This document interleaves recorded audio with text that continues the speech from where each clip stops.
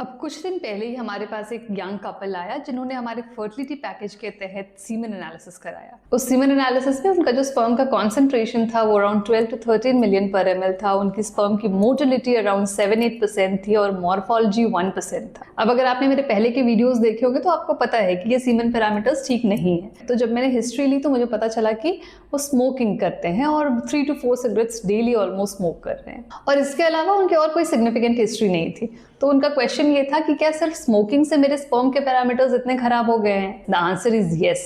Smoking आपके body में 7000 से भी ज़्यादा केमिकल्स रिलीज करता है, जिसमें कि कुछ हैवी मेटल्स हैं जैसे आर्सेनिक, लेड, कैडमियम, इसके अलावा कार्बन मोनोऑक्साइड और निकोटीन भी रिलीज करता है और ये सब आपके टेस्टिस में जाकर आपके स्पर्म के फॉर्मेशन के प्रोसेस को इफेक्ट करते हैं, जिसकी वजह से कि आपके स्पर्म की मोटिलिटी कम हो जाती है, मॉर्फोलॉजी कम हो जाती है और स्पर्म में डीएनए डैमेज हो जाता है। तो स्मोकिंग सिर्फ आपके लंग को डैमेज नहीं करता, ये आपकी फर्टिलिटी को भी सिग्निफिकेंटली इफेक्ट करता है।